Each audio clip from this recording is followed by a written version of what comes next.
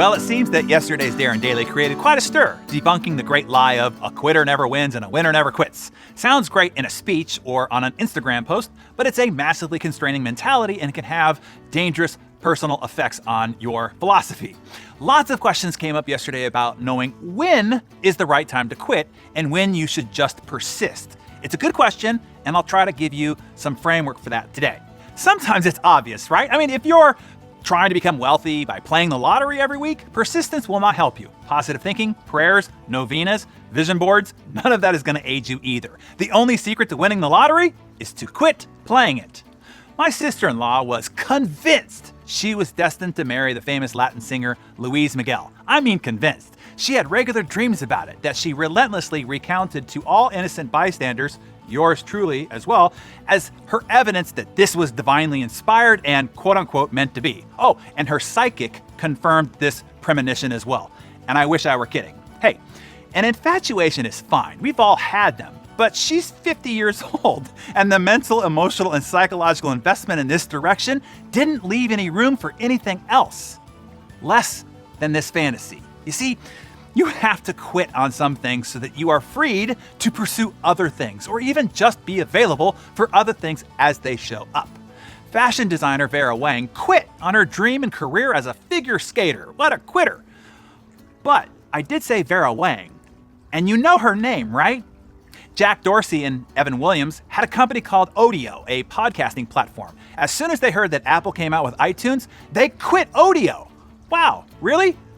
Just in the face of a little fight with a Goliath, you're just gonna quit? What weenies, you might be thinking. Now, being freed up, the next thing they decided to start was called Twitter, which is valued at more than $22 billion. We wouldn't even know or care who Jack or Evan was if they hadn't been quitters. William Wrigley Jr. had a soap and baking powder sales business in the 1890s. He used to give away free chewing gum with purchase. The gum proved to be more popular than his actual product, which maybe says more about his soap and baking powder. Who knows? Either way, he quit. He quit the soap biz to start manufacturing gum. Quitter, you shout! Well, today, Wrigley chewing gum is one of the most recognizable brands in American history and still, to this day, generates billions of dollars in revenue annually. Now, yesterday, y'all asked about how all those famous stories that you've been pumped up with all your life. What about the never die persistence of Thomas Edison and his light bulb thingy? Or Walt Disney, who actually quit his company Laugh-O-Gram, by the way? Or Colonel Sanders, who was rejected 1,009 times before he succeeded? If they had quit, they'd never have gotten anywhere. Well, obviously, they didn't quit the right things, but they did quit a lot of the wrong things, which included most everything else. You already know that it takes hard work to become successful, but that's only half the story.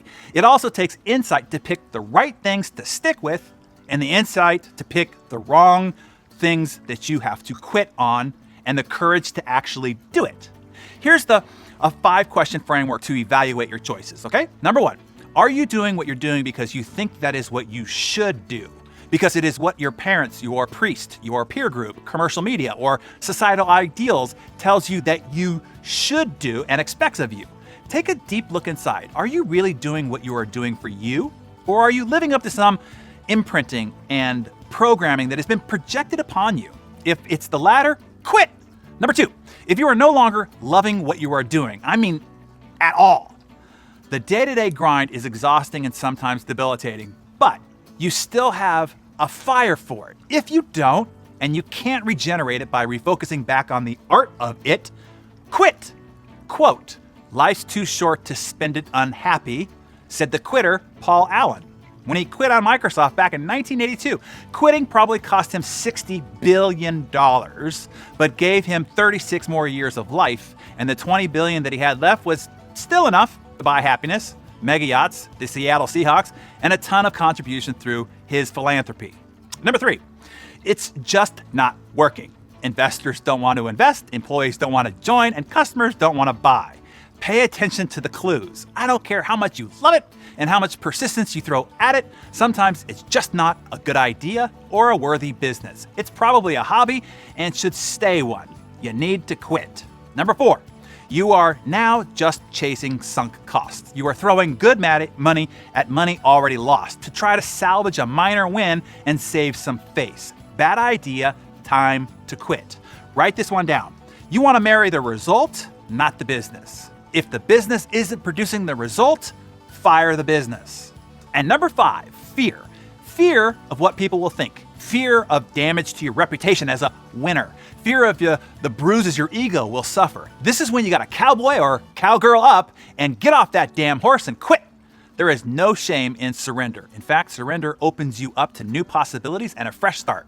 It often takes the closing of one door to create the opportunity to step forward and open up another. Now that you see the evaluation framework, does that clarify things for you? Is there now something that you just might need to quit, and quickly? Share that with us in the comments below.